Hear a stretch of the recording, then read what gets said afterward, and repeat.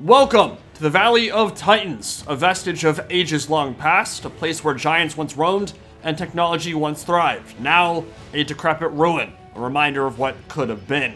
The devolution took eons, but now it's carnage and bloodletting all the way down, as two feral races communicate in the only way they know how. What are we? Some kind of omens of destruction? Follow me as we travel to the traditional stomping grounds of the Ogre peoples and show off a bunch of new toys as Skulltaker and his elite Khorne army invade the Mountains of Morn. This will be a massive battle, about double the default funds, to better showcase some big armies and fit in some of those very expensive creatures and killers. But Thundertusk might very well be the main focus here, because this unit is bananas. As Gwen Stefani would say, B-E-A-N-A-N-A-S. Powerful creatures that bring the Ice Age with them, glacial freezes following in their wake. Mr. Maneater will lead the Ogre tribe into battle in this one, picking his teeth clean with rapiers from Chilean mercenaries half the world away. He's an anti-infantry specialist with a big old gat that will typically deal about 600 to 700 damage to armored lords or monsters. If they're unarmored, about 1,000. He's gonna get rich or die trying, all while drunk off Bugman's Trillion X brew, which heals him for like 30%, as long as he isn't in combat, and it also refreshes his vigor. Not exactly a world beater, but not a lord you can ignore in melee, that's for sure. Behind him, Vanguard deployed at the front of the army are his mercenary Maneaters, the powerful stat line bolstered by adaptive tactics, which reflect their experience when in those deep waters and losing combat. 16 bonus versus infantry is no joke. For Monstrous infantry, they have amazing stats. Behind them are the stars of the show, though. Prepare for trouble and make it double. It's the Thundertusk, bringing Winter with a Stone Thrower ice attack that functions like a catapult. 2 heavy weapon ogres atop that shoot massive crossbow bolts and throw huge spears, which do very good damage, and better melee stats than a Stonehorn. As far as I can tell, it's just better than the Stonehorn in almost every way. Though I haven't been able to verify if the Stonehorn has some animation advantages like the Khorne Warsphinx does, it makes it better versus infantry. Haven't seen that super long stampede charge from the Thundertusk yet, so cyclical charging might still be in the Stonehorn's advantage, but everything else is definitely Thundertusk City. Plenty o' Noblars and the terrifying Bragg the Gutsman, the Grim Reaper of Ogre kind, with 30 bonus versus large. His great Gut Gouger makes him a fearsome anti-monster duelist, and he strips immune to psychology away from enemies. Super useful against elite cav or in monster matches. There will be plenty of targets here for him to cut down to size. Sky Strider, Crusher Cav, Iron Guts, and Ogre Bulls round out the rest of the build on the Ogre Kingdoms side. But across the way, there are a lot of scary-ass elites. Bloodwake Berserkers leading the charge on the verge of turning into something demonic, blessed with the fiery rage of their god. They're almost more like monstrous infantry than regular foot troops. Hyper-elite, hyper-expensive, with armor sundering, and they explode when they die. As expected, a lot of anti-large, spears and halberds, and the HQ in the center, made up of a Skull Cannon, Skulltaker, and Scyla Anfingrimm. Now the Red Rage Gorilla has a beastly stat line, if a little bit squishy. Unbreakable has a minor mortis effect with the Serpentine Tail, and his Brass Collar grants a scaling ward save, makes up for some of those defensive deficiencies. Just remember, it's kill for Khorne, not protect and defend for him. Skulltaker, meanwhile, has a slightly unique Juggernaut color scheme. Coltyron blacked out a bit. His Slayer's Sword is a Gigantor combat steroid, but most importantly, he and a few other new units have the Unyielding Assault passive, which means their melee attack can never be reduced by anything. Pretty sick. In the Vanguard, though, there may be the scariest unit for the Ogre mod tribes, and that is this hellish unit of Khorne-chosen halberds, the Slaughter Guard, who excel at killing ogres. Amazing black and red color scheme, absurd stat line, 26 bonus for large, and also imbued with Unyielding Assault. They can rip through a Stonehorn in seconds, but what about Thundertusk? Let's find out. Battle will start with Golg popping off with his gat, shooting Skulltaker and taking the heads off a few Khorne Marauders. A lot of Vanguard play here at the beginning of the match, looking for some opportunity to catch out some infantry or get some shots in, and they'll be content to sit back for a while, the Ogres, because they've got maybe not a complete mobility advantage, because there are 2 Skull Crushers on the other side of the field, but with double Thundertusk firing in with these glacial snowball attacks, they've got plenty of artillery pressure, and they can pull the Khorne army into that choke point where Leadbelchers can devastate this army as they advance. Now, it's still very early, obviously, but my initial impression of the Thundertusks is that it's an amazing unit. Thing is a monster. maybe one of the best tier 5 creatures in the game right now because it has so many ways to impact the battle. Currently blasting apart some of this infantry. Scylla's not a huge fan, so he and Skulltaker have sallied out to push them back. That's why the Maneaters and Sky Striders are so far forward, to provide protection for the Thundertusk and Leadbelcher artillery. And all they want to do right now is create space and time for this Khorne rush to get slowed and whittled down. In melee, it'll rip through the Gnoblar and Iron Gut hordes in seconds, especially with those Slaughter Guard halberds. Gonna be a really tough nut to crack there. That's why there's a lot of early skirmishing and pushed up vanguard play to slow down this advance. Now, Scylla did overextend there. I would have loved to punish that heavily and probably could have stayed in there a few more seconds to chunk him down. Would not have been able to kill him though, because Skull Crushers were charging downhill. They were fairly close by. More importantly, they are a better unit now. They have 70 speed, more mobility, which is already very important, but it makes their charge bonus much more impactful too. Skull Crushers are scary. I don't know if they're going to be turned into an amazing unit now, but they're good. You'll see that in a second. Big time avalanche blast from the Thundertusk. Oh my god. Just jib the center of that formation. Here comes the charge. Skull Crushers are getting super aggressive. Downhill, straight into the Sky Striders, and look at the HP. Giving much better than they're getting off the charge anyway. Thundertusk is right there, and yeah, that's always gonna hurt. This thing can rip through cavalry in seconds flat, despite having that bonus versus infantry on its weapon strength. So much armor piercing and really good animations means that it just tears them apart.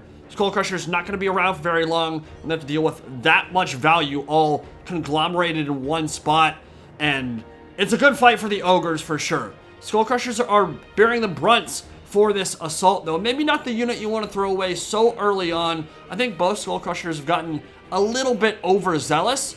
And it's a dangerous thing around Thundertusk too, because even if it starts out as a worthy, advantageous fight, it may not be that way when you try to escape. Chilling Aura slows by 36%. Frostbite even more on top of that means you're moving slow as molasses in January when you try to disengage. The Skull Crushers got their asses beat there, but they did do a lot of damage to the Crushers on the downhill charge. Very impressive on that front. There's just too much stuff there for the Ogres, and now everything else like Scylla and Skulltaker are piling in. Over on this side, Bragg the Gutsman has joined the fight alongside the Thundertusk. They're fighting back to back and should be able to deal with these demonic rhino freaks. As Gnoblars eat some knives over the top, the Great Gut Gouger carving a path of wanton destruction, slicing Skull Crushers from their saddles, while the Skull Reapers make first contact on the hills overlooking the Ogre right flank. Slight uphill charge there will blunt the impact of the Ogre Bulls, should keep the Khorne infantry in an advantageous position for now. Bloodwake Berserkers, showing the Ogres how to truly handle dual weapons, glowing hot like magma. Incredible model on them, they look so freaking dope. I love Wrathmongers, so happy they made it in, so happy to see the first glimpses of end times here in Warhammer 3. Golg is kind of getting his ass beat right now by Skulltaker and Khorne, and Scyla Anfingrimm is in there too. That's a difficult fight for any Lord dealing with two pretty monstrous duelists. Bragg and the Thundertusk have made short work. The remainder of those Skull Crushers who definitely over-pursued there, probably should not have stayed in melee combat. They're pushed back. The halberds are beginning to close the gap now, and that could spell big problems for the Ogre Kingdoms. Halberds in general, easiest way to counter this faction. There are a lot of them on the field right now for Khorne, elite ones. They're pushing through in the center alongside the Bloodwake Berserker Regiment of Renown, those Wrathmongers. Thundertusk pushing past the halberds and probably won't want to stick in melee combat with them for too long. Can use its mass to get through without taking too much damage, but if it sticks into melee, it'll get chunked pretty heavily, and that's what we're seeing here with the Thundertusk on the right flank. It decided to disengage while there is a slow hitting a large portion of the Khorne rush. Gnoblar Trappers, very useful unit, tons of utility for a relatively cheap price. Thundertusk that managed to get past the halberds, now looking to charge back into the center, but it has to go all the way around some immovable terrain. It'll take them a minute. Yeah, the Gnoblar Trappers are decent meat shields. Solid range damage against unarmored targets, and those slowing traps gimping the enemy as they attempt to berserk their way forward in what feels like a somewhat unstoppable onslaught right now. The ferocity of this attack is unquestionably put the ogres on the back foot, at least initially. They're just swarming over the hilltops in massive numbers. Blood Beasts and Sky Striders fighting it out. Crushers are pretty low. Bragg the Gutsman in there amidst infantry and Golg fighting Scyla Anfingrimm. Red Rage Gorilla looking kind of tiny amidst all these ogres. And another big shot from the Thundertusk on the right flank. That Skull Reaper blob looking hella angry and hella juicy for some Manny the Mammoth gameplay. Hit him with that Ice Age. Unfortunately, can't follow it up with a Stampede into CQB. Halberds are well positioned to cover the squishier infantry. That has been good play from the Khorne side. They've kept most of their halberds in and around the important targets like the Wrathmongers and those Skull Reapers, so they just can't be torn apart by charges from the big monsters. And the ogres are looking for places where they can find isolated pockets of infantry and cut them down to size. But halberds are everywhere and pushing them back while Skulltaker and Scyla win those important duels. So Golg is alright. He has retreated down the hill alongside Bragg the Gutsman. They look to retreat maybe across this small creek here. It looks like the Bloodwake Berserkers have been cut down to size by Iron Guts, Noblars, and the Thundertusk on the left flank, who's now moved all the way over to the right side and up the hill, maybe looking to get Overwatch and shoot down into these hordes of infantry. Another really important engagement evolving here in the center. The Maneaters have been pushed all the way back. They haven't done a whole lot. Golg's Maneaters were not very impressive here. 16 bonus for infantry is great, but doesn't help too much against those scary duelists, Scyla and Skulltaker.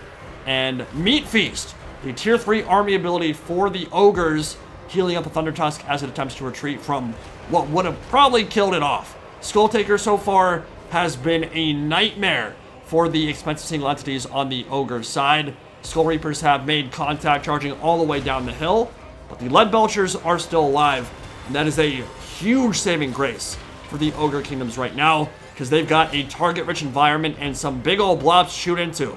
The Great Gut Godger finds its mark. Looks like Bragg the Gutsman just killed off Scyla Anfingrimm, so the Chaos Spawn is dead. And the Thundertusk is in the worst position possible. Has to get through multiple units of halberds, able to do so. But in the 4 seconds it was in melee, lost about 2,000 HP to those elite chosen Slaughter Guard. Things are getting real interesting here. Khorne probably has a slight advantage at the moment. If they're able to kill off the Lead Belchers, it might turn into a large one that cascades into a crushing victory. But so far, the Ogres are holding on.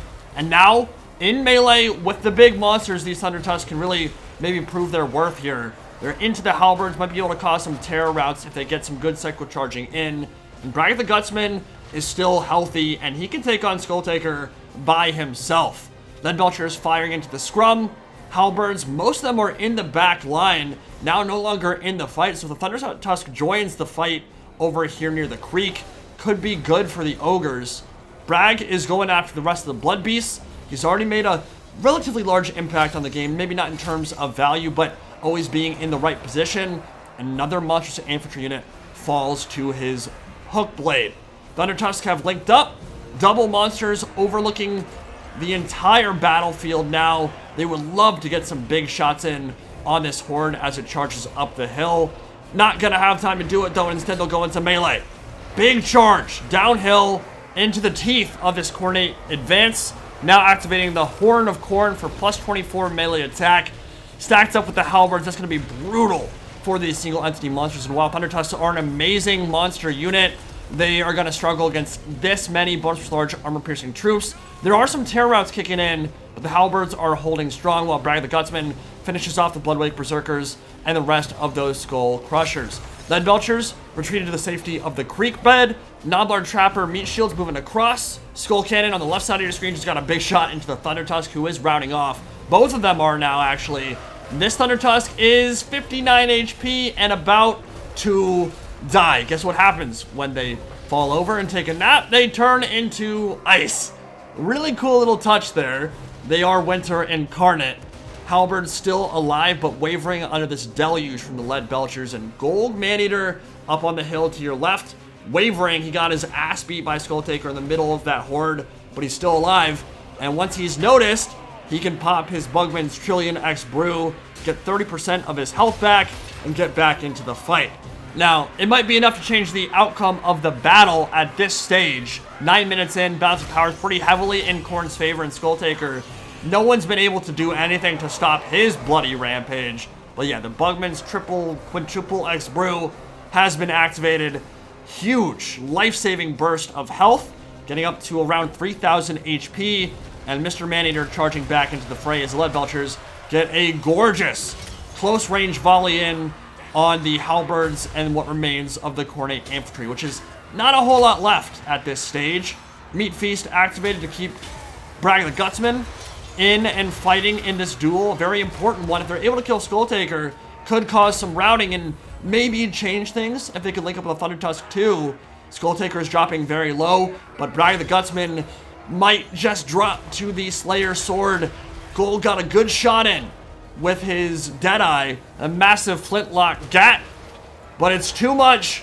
Khorne is going to win this one as Skulltaker charges in and finishes off the Lead Belchers, and Golg Maneater is taken down by the elite ROR Halberds, the Slaughter Guard. Really fun game. Well played to Okoy there. His aggression was just unmatched, not quite able to push back the tides, especially on my right flank, his left, swarming over the hilltop. He took the high ground and then pushed down and made it really difficult for me in that one. Good army composition with a lot of bonus for large and armor piercing made things exceptionally difficult, especially with the Slaughter Guard anchoring the center. They were still pretty much the only healthy infantry unit remaining at the end of that game. Golg and Bragg did all right this game.